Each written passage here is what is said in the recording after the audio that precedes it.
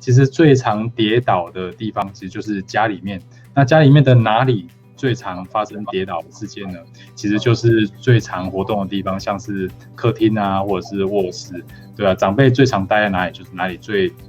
危险、最需要优先改善的地方。那需要优先改善的地方，其实不一定需要花大钱啊，一定要重新装潢、重新整修。其实有一些随手可以做的，例如说我们把照明做的亮一点啊，或者是地板稍微改善一下啊，延长线收起来啊，我们做更多的插座啊，减少电线的使用啊，或者是把杂物收起来啊，这些都可以马上改善家里面安全的程度。对，那如果在个人方面，其实就要注意的是，如果是家里面长辈已经吃了很多种药了，加5种也要医雄吃了5种药，这个也是跌倒了高危险群，尤其是其中有一些慢性病药，它是会造成会有头晕啊，会头晕目眩这些副作用，例如说有些长辈睡不着啊，他们吃一些助眠的药物啊，等等，这些都会有可能会有头晕的作用，所以吃药也要特别小心一点。那另外就是最后就是刚刚有讲到，就是可以测量的，其实就是肌肉的反应或者肌肉的力量、走路的速度，然后就从坐着站起来走一圈，或者是走路的速度减少了，或者是你的反应变慢了，这个都是会让跌倒的风险一再的提升。好啊，对啊，今天很高兴邀请到吉鸿本屋负责人，还有社区居家护理师林志轩护理师，他是一个非常特别的护理师。他之前是在卫生所工作，那就是等于是一个公职的护理师，但是呢，后来就因为自己有个人的理念想要实现，所以现在就是自己从卫生所离职，然后创业。因为他有自己的理想，他看到社区有一些在照顾上面还是不足的地方，所以他一般人可能会觉得说啊，那个社区关我什么事情，对吧？那个老人没有人照顾，那就送到安养院去啊，自己请外劳啊。但是林志轩护理师他看到这些不足，而且呢，他没有冷眼旁观，他就是靠自己的双手，然后一步一步去实现他的理想，这样。好，首先我们请志轩跟大家打声招呼一下。嗨，各位这个线上的伙伴们，大家好哈！我有看到蛮多这个我们的好朋友哈，就是我是志轩，然后如同这个戴大伟医师说的，我的确是一个比较奇怪的护理师啦，就是一般的护理师大概当完公务员也不太容易转换职涯哈，那就是我刚好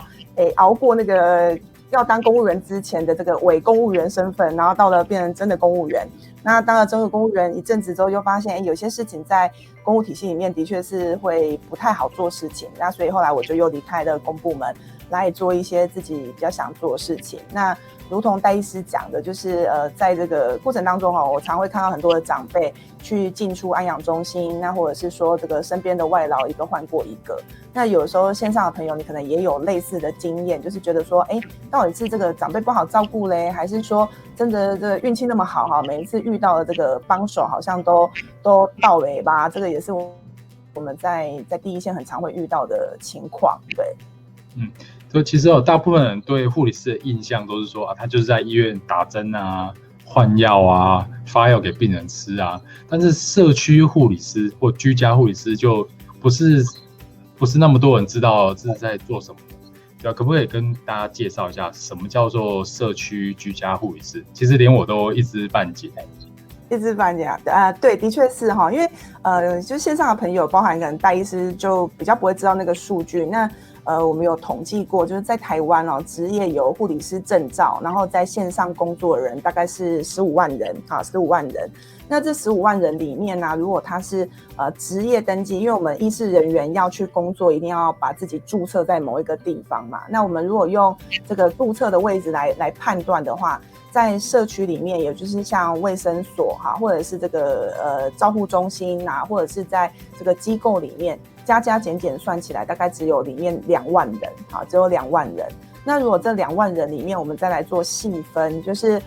可以到各位的家里面去的这种叫做居家护理师，就是可以到你们家去的。那居家护理师的职等人数又更少，里面大概是有1500人上下而已哈，所以你就看就是15万人、2万人，然后再1500人哈，所以这个真的能够到大家去的其实是不多。可是虽然这1500人而已哦，但是他们大概肩负的这个任务哦，大概是每一年啊，大概是100万上下的人次啊，意思就是一个月大概会有1万人次的护理师在这个社区里面跑来跑去。那戴医师刚刚也问我说，那这个工作内容是什么哈？那跟一般在医院大家会看到护理师有很大的不一样，因为通常遇到我们的人，要么就是病得很重，只能在家。要么就是身上都还没有病，要我们去提醒他这个要抽血做检查，或者是说要打针预防这个现在很流行这个新冠肺炎嘛哈，大概就是做这2个很极端的事情，要么就是很严重，要么就是很轻微，所以他在做一些卫生教育的比重会比较重，或者是说做一些环境管理的工作也会比较重哈。例如像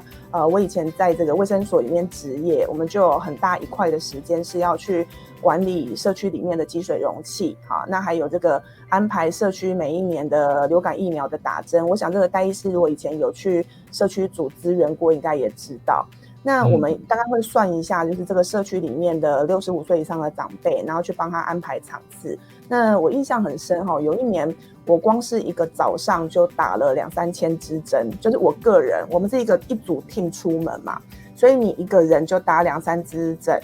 千支针，那你跟你的伙伴加起来，那个早上大概就可以消掉3到5千支针，所以那个流量是很大的。那只是说我们把这个打针这件事情变成不是治病，而是预防，然后从医院的环境里面拖出来，在社区里面做，在庙口做啊，在小学的这个操场、体育场哈，因为这阵子开始有越来越多不同年龄层的人可以打疫苗，所以疫苗这件事情才会被注意到，不然以往大概都只有65岁以上的高龄者跟小朋友这2个极端在打疫苗。所以最近肺炎的疫苗也是属于社区的护理师在负责的业务了。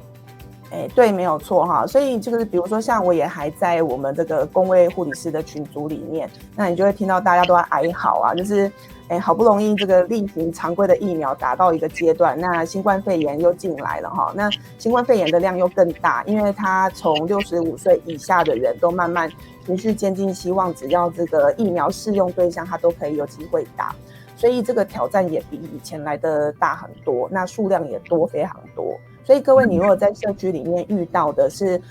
由公部门主办，然后这个公部门去预约发单子请你来的，那你碰到的这些护理师，绝大多数都是社区护理师。所以原来台湾还有这一群人在替社区的卫生教育啊，替社区的民众的健康在做把关。对啊，所以我也是一知半解，也是听志轩讲，我才了解说原来这个工作其实蛮重要的，因为不是所有人都可以来医院，有些真的是生病啊、卧床啊，那没有来医院的话，是连换药啊，或者是连简单跟管路的一些消毒啊，他都没有办法自己做的，对吧？这个都需要社区护理师他们去帮忙。那当然就卫教就更不用说，其实应该社区才是最重要，我们做预防医学的场合。那你可以谈一下，你本来在卫生所，所以会有这个社区护理师，可是你后来又出来自己创业了。那这个吉鸿照顾本屋，这是在做什么？听起来像日本的商店的名称。是，因为应该是说哈，就是照顾本屋这个词，它的确是日文字，它是书店的意思。那我知道大家应该有一些印象，有一本这个小说叫做《解忧杂货店》嘛，哈，或者是什么遗失的杂货店。那后来呢，我自己就是在这个很多个不同的机构跟不同的职涯里面发展里面去转，我就发现。其实长辈的日常生活，或者是说照顾者，就是我们以往的目光都是放在那个身上有管路或是身上有伤口的人身上。可是当你越进到这个场域越久，你就会发现他们的旁边都会挂一个叫做影子病人，就是他的照顾者。他可能很多的精神力气都在帮忙这个在床上的这个人，可是日子久了，他的生病啊，他的辛苦或是他的郁闷是没有人去处理的。那后来我就尝试就先用一些公部门的据点方式，那我们就经营了这个喘息的咖啡店。那我就发现虽然喘息咖啡店也很不错，可是呢它毕竟是公部门的对象跟目标，所以它还是着重在那一个生病的人身上。那所以我就想说，那这样不好，那这样好了，我自己还是来弄一个自己的单位跟机构。那我想要照顾什么样的人，我就有机会嘛，也比较有弹性。那所以就用这一个本屋当作是这个体系里面的一个名称。那当然本屋是书店嘛，但我自己就认为，我觉得每一个人他都像是一本书，他应该是这个世界上独一无二的单行本。那我们现在的很多长照体系或是公部门的体系，他都希望你跟大家一模一样，因为这样子比较好照顾，这样子比较好算钱，这样比较有一个标准的 SOP 可以去进行。但是其实你做高龄服务越久，你就会越发现每个长辈他虽然是有类似的疾病，但是每个类似的疾病在他的身上发生的样子跟它会造成的后果其实大不相同，对，都不一样。例如说，像就丹医师最常遇到的就是这个膝关节嘛，膝关节的置换术或者是髋关节的置换术，那你大概就会知道说，一个50几岁的太太，她去你那边开刀回家之后的样子，跟80岁去你那边开刀回来的样子，其实是截然不同的。那包含对，一定不一样。那可是如果是我们完全都在这个公部门的体系里面，我大概只能有一个规定好的次数去看他，或是规定好能够帮他做的服务，那就少了很多不一样的弹性。而且它有一个比较要命的地方，就是我们没有机会预防。相信我觉得戴医师应该也很有感触，就是很多时候我们大概就知道说这膝关节亏过来不喜欢走路很快可能下一次跌倒就会是大条的。这个我们知道，可是我们需要一些场域来帮助他啦，所以就有了这样一个单位出来。那这个单位的经费，说坦白，收入来源是来自于病人，例如说病人自己找你啊，或者是说是有接案子，是由公部门来支应这样子的资源。这个单位它没有公部门的资源没有，这个就是完全是自己的盈亏。那所以我相信线上应该有很多的朋友很想要做高龄照护。那的确在高龄照护里面，大家第一个想到的都是据点，例如社区关怀据点，例如巷弄长照站，甚至是这个喘息咖啡店哈。那这3个服务我都做过嘛，那大概也知道他们的这个资金来跟资金去的方法。那后来就发现了，其实在健保的世界里面，或者是说在我们日常生活的世界里面啊，就是我们会想说想要这个花小钱买便宜或者是说这个花大钱要有比较好的一个服务长出来。那可是如果说我们在原本的这样的一个长照的体系里面来经营的话，我们就会受限。所以刚刚戴医师在问我说，这个要怎么样做经营跟营运？那我想就是大部分都是自费的服务，坦白说都是自费的服务。那还是有很多的人他需要个别化的咨询，他其实是想要花时间，他在很多不同的门诊里面流浪过了。那比如说像我在上礼拜也跟另外一个书店的老板斑马文创的这个许鹤诗人他刚好他的爸爸也是我们之前曾经帮助过的一个个案。那他就有说了，因为在我们进场之前，他也在好多的单位里面流浪，那大家给他的资讯都很片段，那他就觉得他自己很像那个旋转门里面就这一关转到那一关，可是他爸爸的问题还是没有解决。那后来就是我们那一天大概用了不到1个小时大概30分钟，那就是也请他提供大概他的一些病史。那看完之后我就跟他说，那你这个应该是要打某一通电话再加某一通电话，他就解决了，服务就进去他们家了。那所以我觉得这个还是在这个市场里面它有一些特殊性当然它不是一个现在就成型或是现在就看得清楚的样子所以也更有挑战。 OK， 好，那所以说假设我们把问题再往前看一点，就是你需要长照的时候，其实很多可能都是从一开始的生病或者是跌倒来的。那所以我们今天主题就是主要是讲跌倒。其实一般人就是在我们一开始闲聊的时候也有讲过，就是不认为这个跌倒是很重要的事情。事实上在65岁以上的高龄人口，其实每年大概3个人就有1个人会跌倒至少1次以上。那这个造成的后果其实是蛮严重的，尤其是比如说以骨科来说，我们不要说撞到头或者是其他更严重的疾病好了，其实光是这样跌倒跌断那个髋部轮桃下等条，其实就将近2万个。2万个是什么样子的概念？其实2万个就是每半个小时就有一个。就各位在这里听直播半个小时，其实台湾就有一位高龄的长辈，他跌倒，摔断髋部，准备要去开刀。对啊，事实上我今天我昨天值班，所以今天也刚开完2位髋部骨折的患者，所以其实这个是几乎是每天都在发生的。你有没有什么比较印象深刻的 case？ 就是说，就是他因为跌倒，所以就改变他整个生活的一个案例。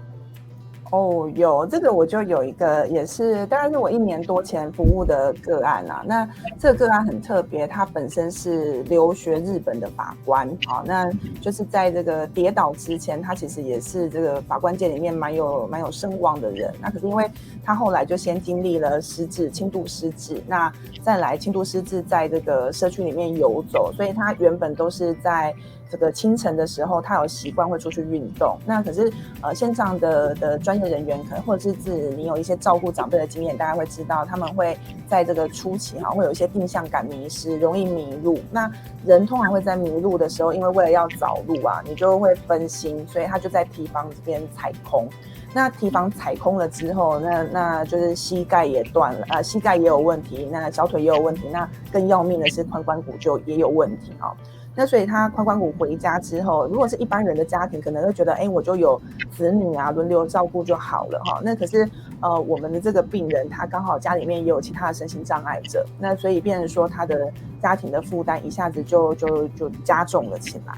那你就可以看到，就是原本他还可以，虽然是轻度失智症，可是他可以离开床，他就可以自己尿尿，自己上厕所那家庭的负担其实相对是轻的。那自从他把这个髋关节摔断了之后，他就要完全卧床，那连这个尿布啊，或是简单的抓痒，他就没有办法这个自己执行那后来你知道人不能抓痒，然后又有点轻度失智，他当然就是在家里面鬼吼鬼叫，因为他的需求没有人可以满足他。那过了一段时间，那终于他的那个子女就崩溃了因为就子女没有办法顾啊，那赶快再打电话进来求救。那可是这个案子他到后面还是没有办法用我们台湾的居家照顾服务去支应，因为髋关节骨折它这个是全天候24小时都需要密集照顾的，所以后来他还是从家里面移动，然后送到机构里面去。我觉得这就是比较可惜的例子。那后来他到了机构里面也运气很不好啦，就是到了机构之后他就又肺炎那肺炎之后没多久他就往生了。那所以比如说像戴医师常会跟我们提醒说，关于这个髋关节骨折的预防，其实有一个很重要的原因是它的死亡率真的太高了，因为人完全不动的状况底下会有很多的问题，那包含他可能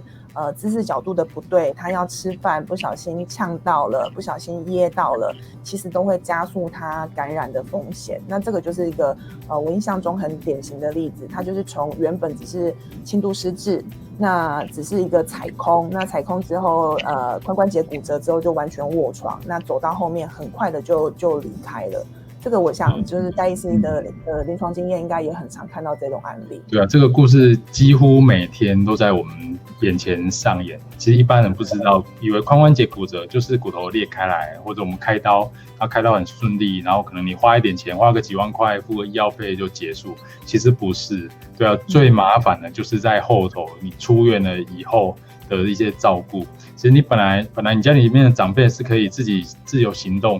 可能爸爸跟妈妈住在一起2个人，然后年轻人就住在都市里面，但现在跌倒以后就完全不一样了，对啊，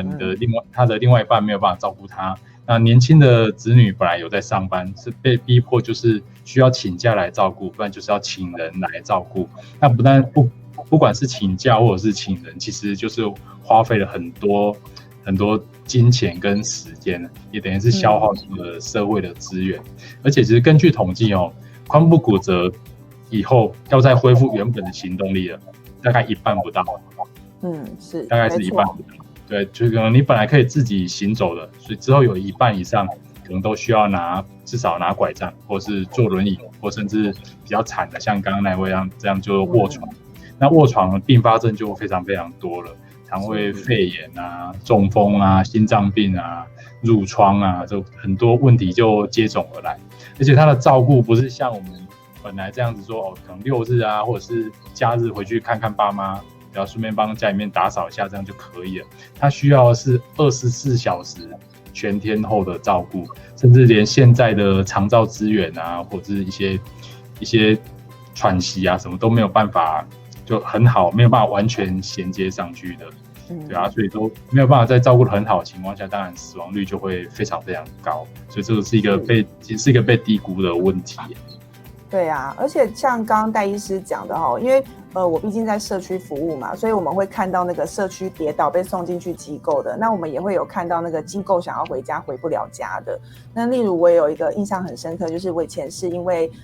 他得了肺结核，所以他被从这个机构驱逐出来哈，因为机构希望他回家疗养。那这个北北就很有趣，因为刚好他那个时候要被请出来的时候，是他也准备想要出院，那他就是也是蛮典型在这个浴室里面滑倒哈，这个我们每天的生活场景都会觉得这好像很常见，可是其实长辈是万万跌不得的哈，所以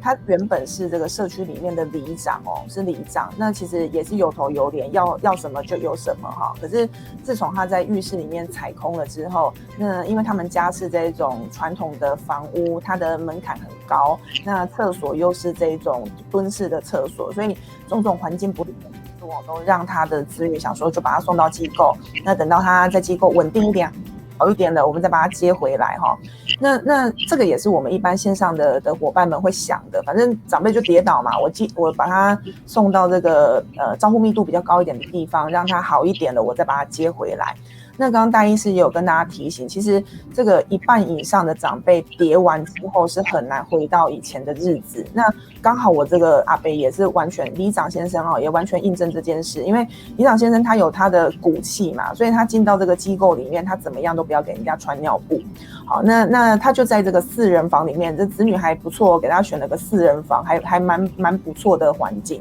可是他天天就看到其他3个人被人家换尿布啊，翻来翻去，然后虽然都是男生房，可是你就看到这个每个男生裤子都这样脱光光啊，小女生帮他换尿布，他怎么想都觉得不对劲。他旁边的人都是这个有失智症，有其他的疾病，很少像他是很灵光，只是因为意外的状况被送进去里面哈。那所以阿北就在这个里面度过了将近1年，他其实复原的速度还不错，也的确符合我们讲，就是大概半年左右就状况越来越好。可是他要回家这件事就一直卡住，因为孩子就跟他说啊，不你个大一点嘛啦，较稳定的哈，你哭的都可以背起来，你再回来好了。那孩子这样讲，你爸爸妈妈就觉得啊，没关系，那小孩不要造成他们的负担，我就继续住机构好了。可是当今天有一天他有了这个肺结核哈，因为他也是后面有一些故事，那当然你久坐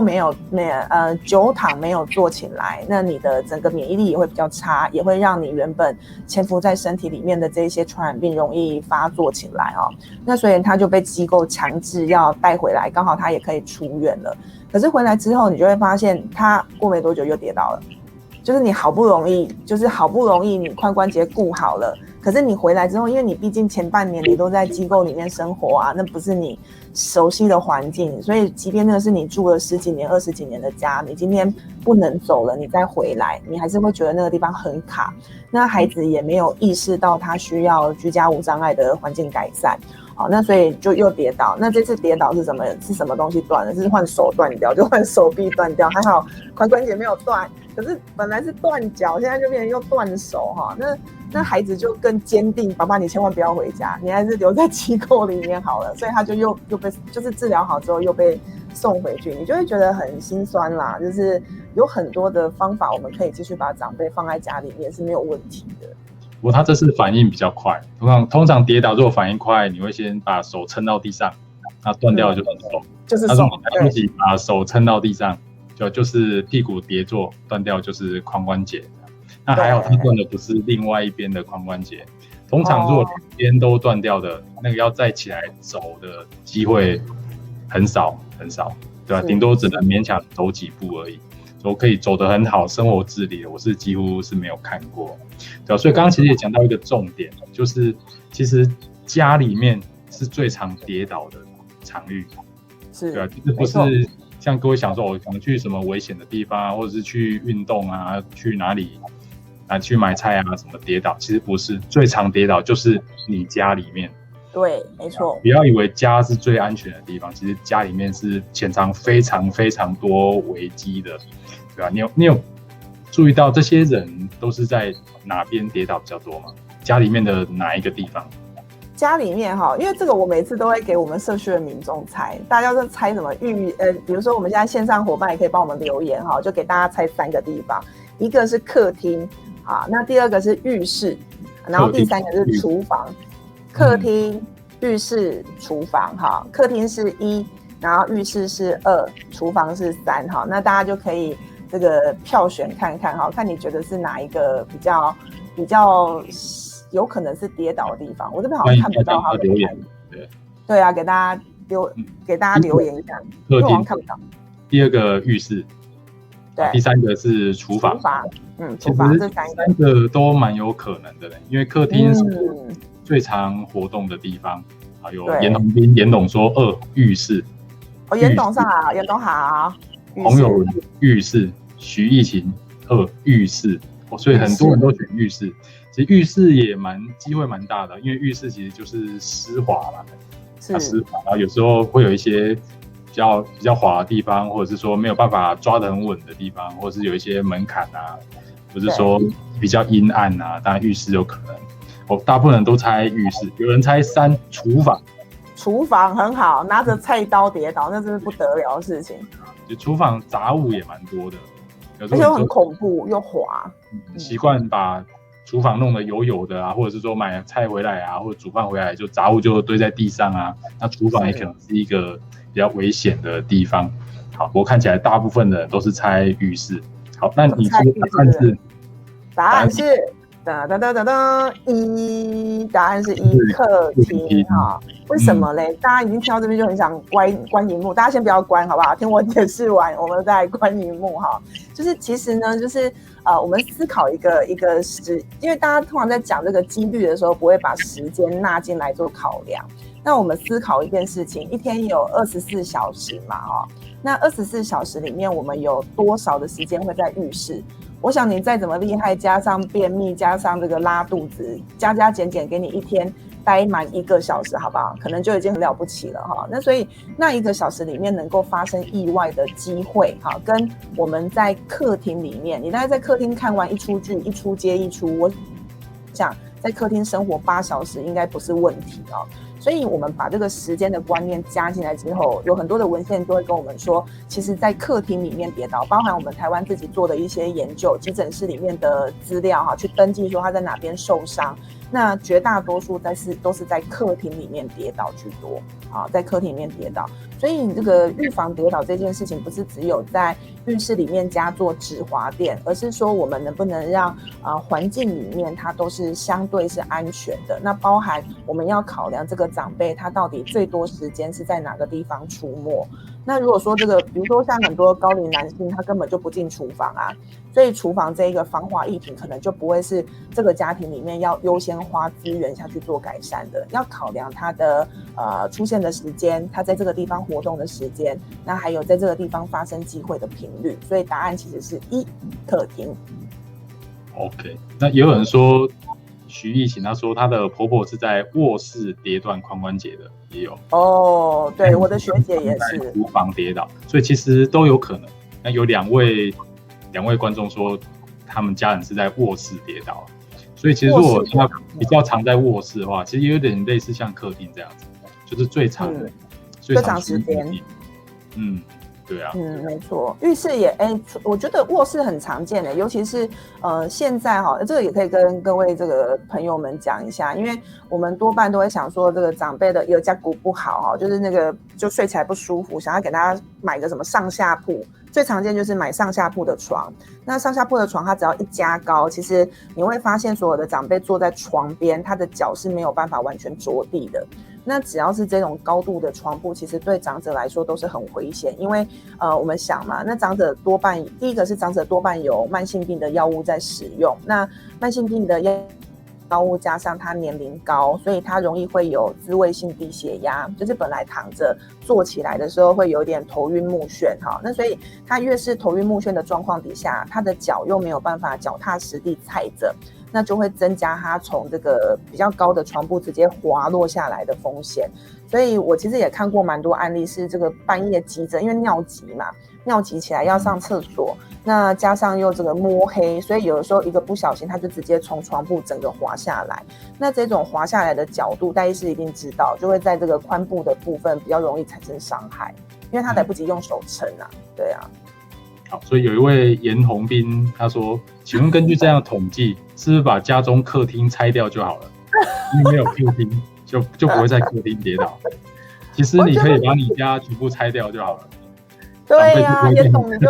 拆掉重盖一间。你说这什么话？的确，严董真的很有想象力哎。你说把那个问题解决，把发出问题的地方把它铲平就好了哈，听起来蛮有道理的哎。可是那个其实我们社区里面的长辈他们不是这个逻辑，他会跟你讲说哈，就是妹啊，我在客厅我很熟啦，我整天都在客厅，所以那个客厅不用防滑，我都熟门熟路，闭着眼睛我都可以走路哈。所以有时候我们去做居家访视也会发生一件很好笑的事情，就比如说我进场去要去做服务，然后进去发现怎么整间都暗蒙蒙哈，就那个长辈就跟你说免开，我都知呀啊，我把酒卖你不怕开，我怕开我嘛看不哈，就是这种事情很常会出现，那你就会想说，天哪，这个客厅到底是他先跌倒，还是护理师先跌倒？所以每次进去就要先把电灯打开。那所以你另外一个其实可以提供给我们的朋友们做这个参考，就是在居家无障碍的改善里面，其实不一定都要动刀动土，不一定都要拆房子或是铲门槛，这个才叫做居家无障碍改善。其实也不用，我们可以先从随手就可以改的。对，就是随手，比如说把灯开亮。对，其实就是灯打亮，灯打亮，或者是说有的人比较厉害，他就直接在这个我们的墙壁的墙角哈，有些人他会买一条有点像那种圣诞树的灯条。长辈他如果是起来的时候，他就有那个感应式的灯条。其实这个都是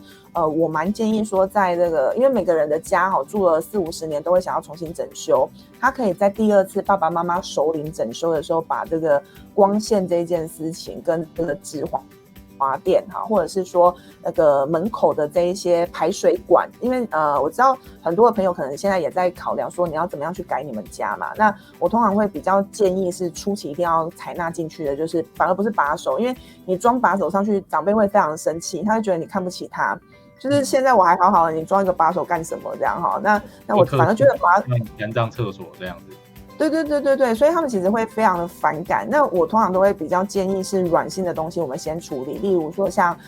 光线，我们光线让环境里面没有眩光哈。注意，大家可以注意一下那个词叫眩光，因为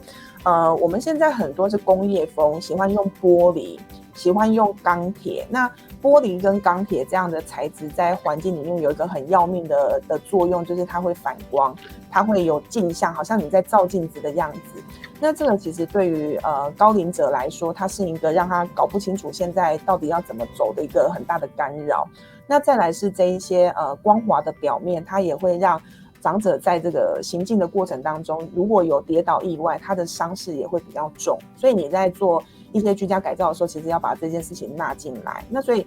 比较便宜，现在马上就可以做的，其实就是增加光线，例如你把灯光调成是，你把那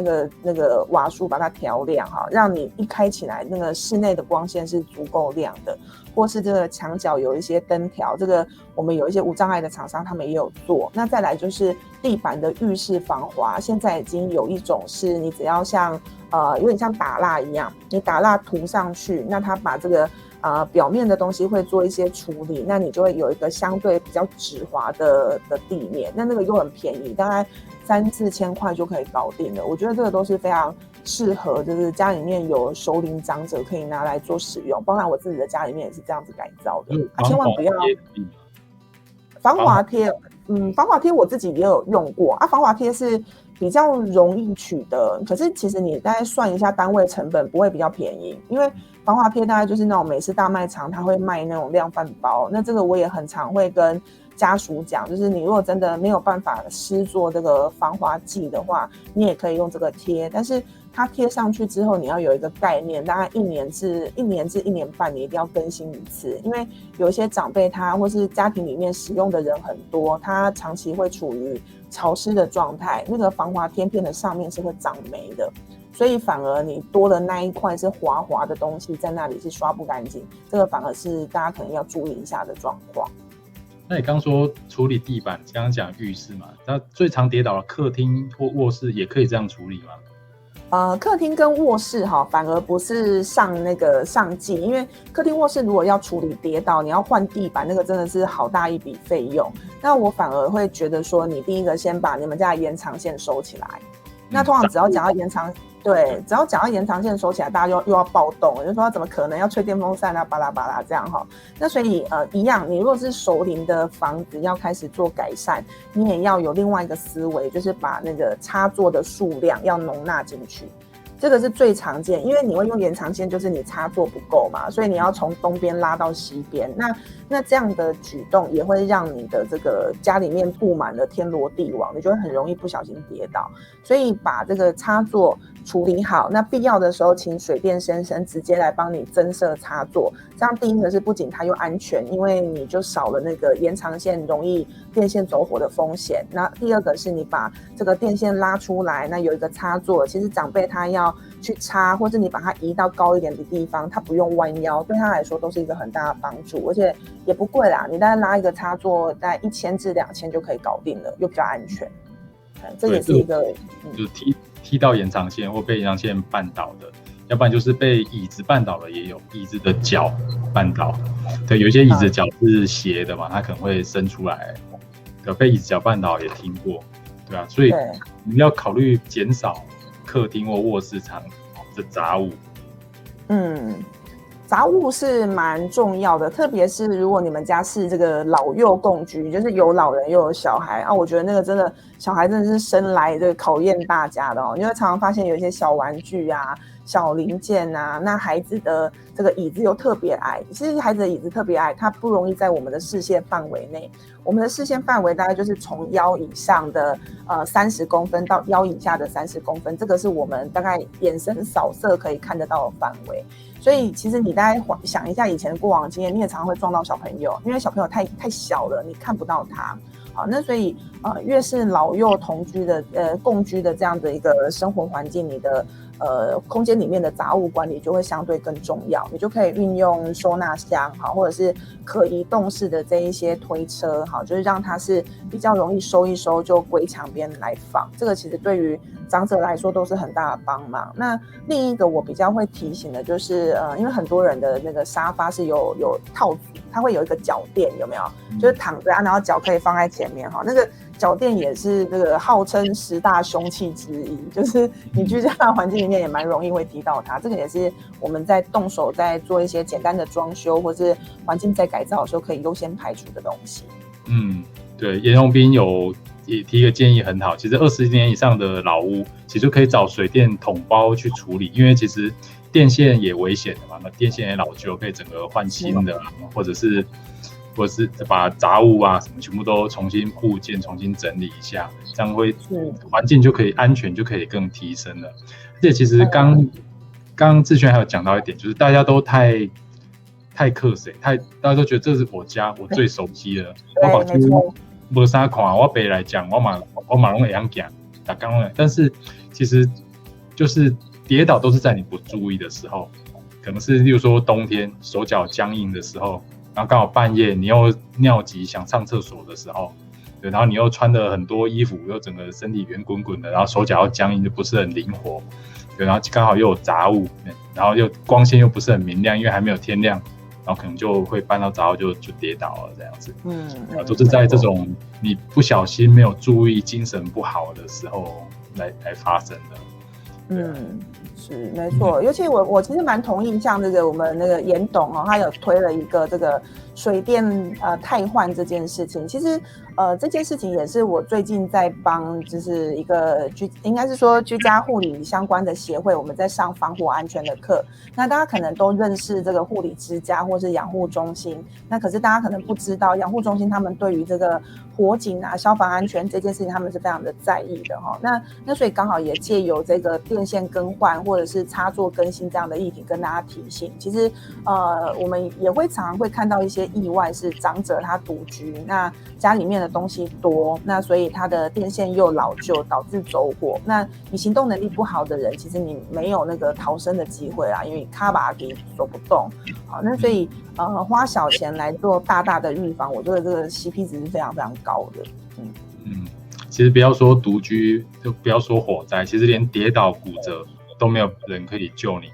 有些人跌倒刚好骨折，他就动不了，手机又刚好没有在身边，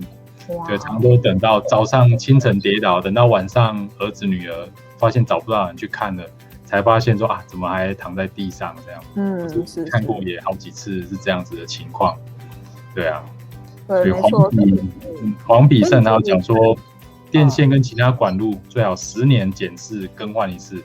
对，因为10年大概就是一个老化的时间，千万不要省。那这个倒是真的。接下来的台风假，说我们没错，的确是因为像我上一次去上那个课哈，因为刚好就大家闲聊大家听我一下闲聊，就是那个老师有提醒我们，其实光是你在做这个电线的更换，你都要盯着那个厂商帮你换什么样子的线，比如说上面可能会有商品检验局的 mark 啊，那有那个每一条电线它都会有自己的身份证，它会跟你讲它是民国几年生的。好，那所以在这样的学习里面，我也知道说原来电线它有它的寿命在啦，太老的电线是不能扛，尤其是我们现在有很多各式各样的家电都是10几年前没有的，什么电暖炉啦，什么冷气机、移动冷气啊，那个都是非常耗电的东西，所以这个大家刚好在这个整修的期间一定要把它纳进来做考量。那刚刚就是我刚刚这个大伟医师有提到嘛，很多的长辈他们其实在家庭里面都会觉得自己就cos然后就会觉得说反正这个我熟悉10-20年的家不可能我会在这里跌倒，这个也是我们很多长辈的矜持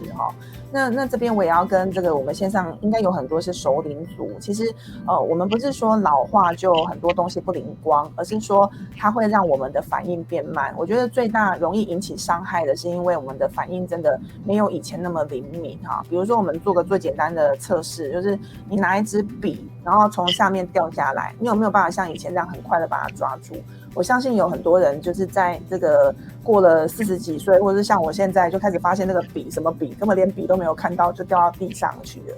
对，所以其实让我们的反应变慢，那我们怎么样去增加让我们反应变慢之下还有安全的机会？我觉得这是在每个不同的家庭里面都可以自己去思考一下。对啊，那当然就是像大伟医师讲的，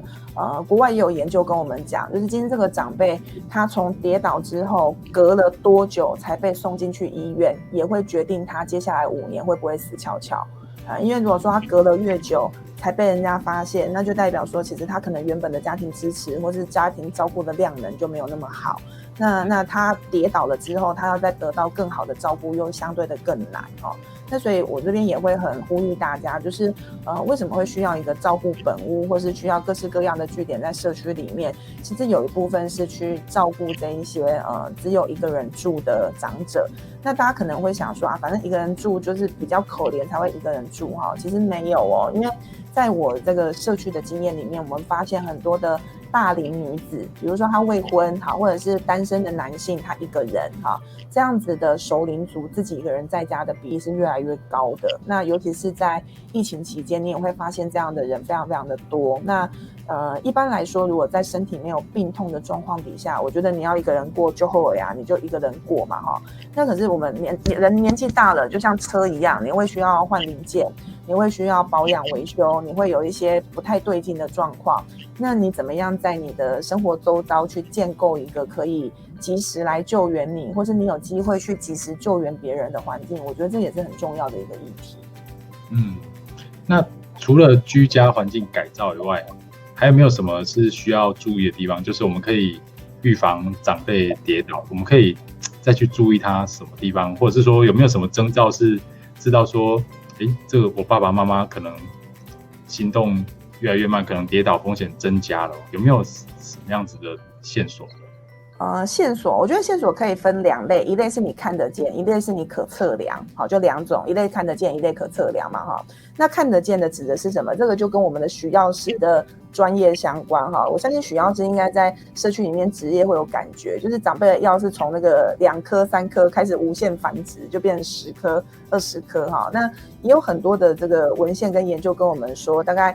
长辈只要吃超过5种药以上，只要5颗哈，5个颜色不一样、形状不一样的药，5种就好了。它的这个跌倒的几率也会大幅的增加哈，跟一般没有吃那么多药的长辈比起来，就会差很多。所以如果各位听众朋友，你的爸爸妈妈他吃的药已经超过5种，好，不是5颗而已，而是5种哈，5种以上，它就有一些交互作用，它其实就是容易跌倒的高危险群，这个是你看得见的。多重用药。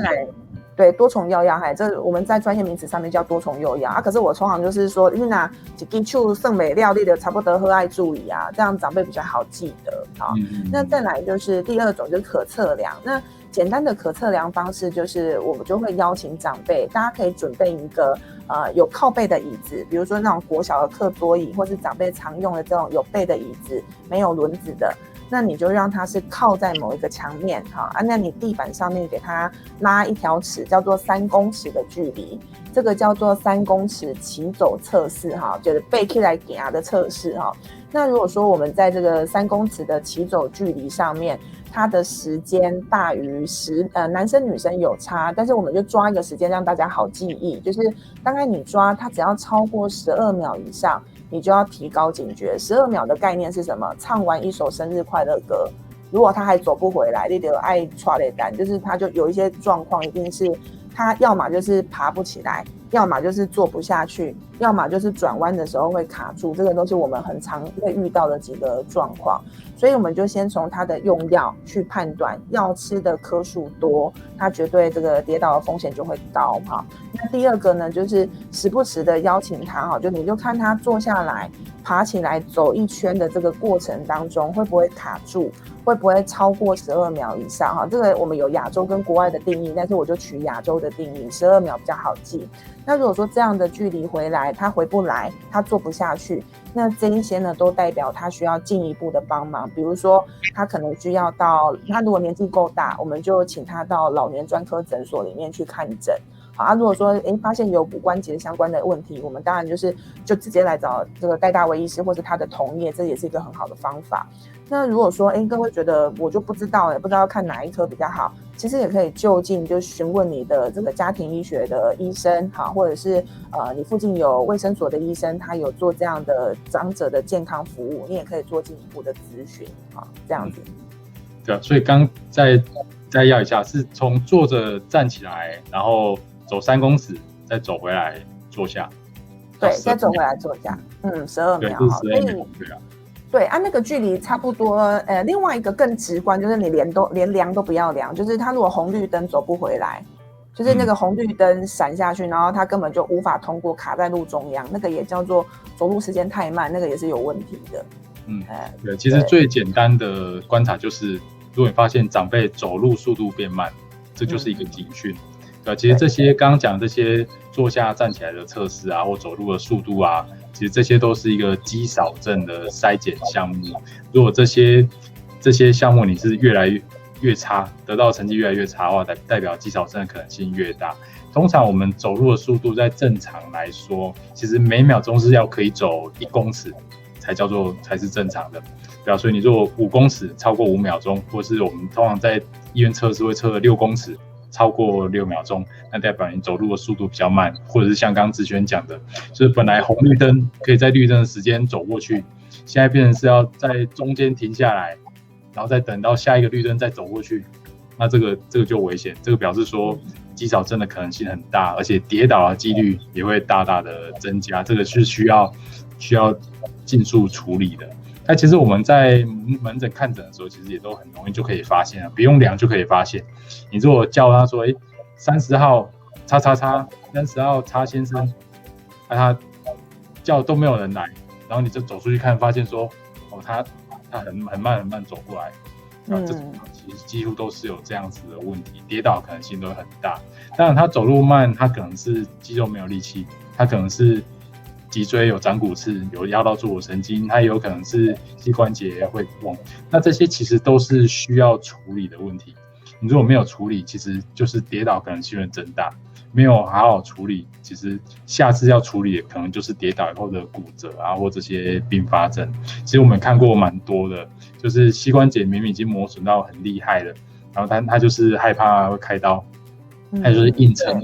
走路都不是很稳。他结果没想到他最害怕的开刀还是得面对，因为他下次再来的时候就不是在门诊见面了，就是在急诊见面，因为他跌倒就摔断骨头了。然后这种故事也是非常多，对啊，严董在问说年纪有差吗？他说他站起来走一圈就超过12秒，对吧？所以要小心，对啊，可能是早期的衰老，而且这个年纪衰老要很小心。对，然后那个我有看到但是刚好有一个我认识的朋友，他也问了一个很重要的问题，他说这个骨松症跟肌少症有相互的关系吗？这是问对人了，赶快托你回答。徐艺婷小姐，对啊，骨松症跟肌少症是兄弟姐妹。其实有骨松的人有很大一部分就是他有肌少症，有肌少症的人其实骨质是不可能会好到哪里去的，因为我们骨头要好跟肌肉要好，其实最重要的是什么？其实就是有活动。有负重的运动，对吧？然后有训练，有运动的习惯，骨质跟肌肉的功能才会好。其实不只是让肌肉有力气，其实我们的协调性啊、平衡感啊，对吧？这个在你快要跌倒、失去平衡的时候，可以救你一命的东西，其实都跟你平常有没有在活动、有没有在运动是很有关系的。对，那所以骨质疏松的人跌倒容易骨折，那肌少症的人更容易跌倒。那跌倒以后，如果骨头也不好，当然就更容易骨折，所以其实他们我觉得是一体，它根本就是同一个 group 的疾病，对啊，就是你如果有一个不好，另外一个大概也好不到哪里去，所以应该是要一起加强。比如说我们在治疗骨质疏松的同时，也要注重运动，运动其实是可以训练肌力，然后另外也可以让骨质再长得更好一点点。没错，对啊，因为我们在临床上面也会发现，就是如同戴医师讲的，他只要3:8，你大概都不要期待他的骨头会多好。那尤其是他如果长期卧床，你就会发现他在这个床上越躺越瘦，你很少看到那个躺在床上照顾的人白白胖胖的，非常少。如果有，一定是他的家属花了非常非常大的力气去照顾他。那所以像这种又肌少然后又骨松的病患，我们在做居家的照顾的时候，其实我们也都会很害怕，因为有时候他只是一个动作的延展，比如说他可能做一些关节的活动，可能一个不小心骨头一拉就碎掉了，这种也是时有所闻。那我另外也想要问戴医师一个问题刚好就是法案线上嘛，换我来问你给你访问一下。就是呢，我们其实我们也会常遇到，就是又同步有糖尿病的病人，然后他又有骨松的问题，那他也有肌少的问题。那这种糖尿病在台湾的人数也越来越多了。那我也知道戴医师以往也有帮我们这个糖尿病卫教学会有上过课嘛。那关于这种他又有糖尿病，然后他又有刚刚这2个兄弟姐妹的，那这种病人我们有没有哪一个部分他应该要先从哪个地方来做解决会比较好啊？其实应该是同步啦，对啊。如果说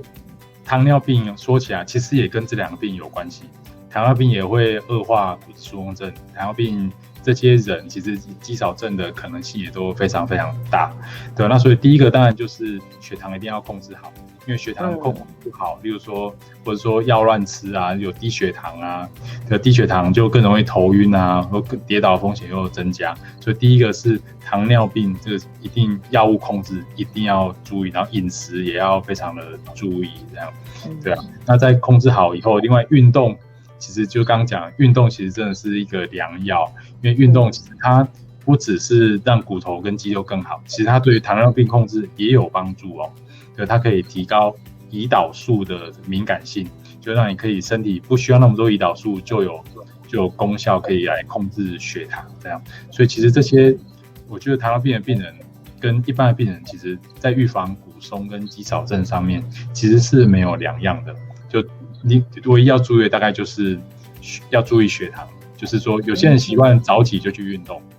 对啊，就是还没吃早餐就去运动。那你如果有用某些血糖药的话，可能会有低血糖的情况产生。那低血糖就可能会昏迷啊，会造成比较严重的后果。那这个是需要特别注意的，这样。的确是因为谢谢戴医师的回答哈，不好意思，来宾还会问问题，真不好意思。但的确说真的，就是糖尿病的病患，如同戴医师刚刚讲的，就是他本身就会有一个使用药物造成的这个低血糖的风险，所以他其实比一般的长者来的容易跌倒，而且糖尿病它又是不分男女老少哈，因为有很多可能他病情糖尿病年纪再更大一点，或是年纪很轻的时候，他就开始有一些疾病产生，这个就会变成说他在预防跌倒的时间又要再拉得更长，那更全面。那刚刚戴医师有在讲，我突然闪过一个念头哈，就是一般的长者他如果要预防这个骨松啊、肌少跟糖尿病这些事情，他好像没有一个很明确的指标可以去判断。反而你身上如果有了糖尿病，你就是先把血糖这件事情控制好，它就会是一个很明确的指标，因为已经有一个固定的数字跟固定的抽血检验值，可以让他做一些参考跟遵循，也是一个比较有感觉的监测方法啦。对啊，其实监测方法应该是没有什么太大的，糖尿病跟一般人没有什么太大的不一样。对啊，那另外刚刚少讲一点，就是其实糖尿病的人，如果你控制不好的话，最后会有糖尿病神经病变。对，就是你的神经长期浸在血糖很高的环境里面去，它会变得不是很敏感。那尤其这个最早出现就是在手指头啊、脚趾头，就在肢体的末端。因为我们踢到东西啊，或者是手被刺到啊，这些都是会非常痛，所以我们会有反应，对，然后会马上，如果快要跌倒，可以马上有一个平衡，对。但是如果糖尿病的人，因为他的感觉就已经不好了，所以他的平衡感当然也会更差一点点，这个也是造成糖尿病的病人会进一步让这些事情变得更严重的原因。对啊，尤其是刚刚那个戴医师也讲到这个神经病变，其实我们在做社区护理的时候，我们也有很大一块是在照顾这个糖尿病病患的足部，因为第一个就像戴医师讲的这个神经的病变，所以他的保护力会下降，他不知道痛，不知道要躲哈。我们一般人痛了就会闪开，可是他没有这个保护机转。那二来是因为这个血糖高低的状况底下，会让伤口的愈合变差，所以你像我们做居家照护或是这个社区护理的时候，也有很大一块是在做糖尿病病人的足部保护的卫教啊。那我们就常会发现，有一些阿公阿嬷那个脚一翻出来，你看了会好难过，因为它上面就是有好多的茧，就是那种后茧很厚。那因为它的这个感觉是钝的，所以我们通常会在3到6个月会有一个叫做单股尼龙绳测试哈，用那个小小的有点像牙签软软的尼龙绳，那去戳它边边的某一些部位。那这些部位如果有一些地方没有感觉的话，我们要来做记录，因为代表说那个地方的神经病变已经出现了，它的足部护理要再多加照顾。那你就会发现有一些长辈他真的是后茧好多，然后上面也有一些破皮啊、水泡啊，甚至是这个指甲上面有一些裂缝、灰指甲的状况，他自己没有去照顾它。那越是这样的状况，他就会越不喜欢走路。那因为走路会不舒服，那越不走路，他就会有恶性循环，就是他其实是一关卡一关的，甚至是我到了这个后期，我走路的时间少。我其实身体没有消耗能量，我就会不想吃东西，或是连大便都大不出来。所以这也是我们刚刚在谈关于跌倒这件事情，或者是不能走这件事情，它后面引申出来的风险实在是太多了。所以也要跟各位观众朋友提醒，就是关于行走这件事情，我们要尽可能让它维持到这个要走的最后一天哈，都还有机会在路上动来动去，这个是大概是最幸福的状态。对哇，我们已经聊了快1个小时了，本来我们预计结果已经1个小时了。好，我们来，因为大概需要收尾，所以我们来做一个摘要总结。其实最常跌倒的地方其实就是家里面，那家里面的哪里最常发生跌倒的事件呢，其实就是最常活动的地方，像是客厅啊，或者是卧室，对啊，长辈最常待在哪里，就是哪里最危险、最需要优先改善的地方。那需要优先改善的地方，其实不一定需要花大钱啊，一定要重新装潢、重新整修。其实有一些随手可以做的，例如说我们把照明做的亮一点啊，或者是地板稍微改善一下啊，延长线收起来啊，我们做更多的插座啊，减少电线的使用啊，或者是把杂物收起来啊，这些都可以马上改善家里面安全的程度。对，那如果在个人方面，其实就要注意的是，如果是家里面长辈已经吃了很多种药了，加过中野啊医雄吃了5种药，这也是跌倒了高危险群，尤其是其中有一些慢性病药，它是会造成会有头晕啊。会头晕目眩这些副作用，例如说有些长辈睡不着啊，他们吃一些助眠的药物啊，等等，这些都会有可能会有头晕的作用，所以吃药也要特别小心一点。那另外就是最后就是刚刚有讲到，就是可以测量的，其实就是肌肉的反应或者肌肉的力量、走路的速度，然后就从坐着站起来走一圈，或者是走路的速度减少了，或者是你的反应变慢了，这个都是会让跌倒的风险一再的提升。那当然，你越多的慢性病，包括其实糖尿病啊、洗肾啊、就中风过啊这些，所以刚刚我们只有讲到糖尿病，其实所有的慢性病都会造成跌倒的风险增加，所以是不能再像在爸爸妈妈都是在我们心目中，其实都是跟年轻的时候一样，他在我们心目中的形象都是我们小时候那个很壮很厉害爸爸妈妈，其实不是，爸爸妈妈一天一天在变老，他们跌倒风险那一天一天在增加，这个是我们必须要非常小心的。好，我们今天非常谢谢志轩护理师，他来跟我们分享这么多实用的资讯，还有没有什么要跟大家补充的？我突然想到一件好简单的事情哦，我想要邀请各位，就是大家哈，就是关掉直播之后呢，就是你就到你们家的鞋柜，你就把你爸爸妈妈的鞋子拖出来看哈。我每一次做这件事情都会很刺激，就是你把他的鞋子拖出来看之后，你就会发现，妈，就是我妈的那个鞋底已经完全磨平了。或者是说，你看根本就没有纹路了，还在天天在路上走，这个其实也是一个蛮可怕的事情，建议大家可以直接去呼吸检查。就是这个是蛮简单啊，马上就可以做的事情了。对，这是一个很好的 idea。好，刚刚有人提问是跟饮食有相关的，不过这个就不是在我们今天的范围啊，时间不够，没有办法回答。或许我们以后也可以来做一些跟饮食有关的一些讨论，对吧？再规划一集直播来讲这样。好，那我们今天的直播就到这里，现在9点半，我们刚好是1个小时的时间，谢谢大家今天的收看，祝各位有一个美好的夜晚，拜拜，拜拜，谢谢大伟，拜拜。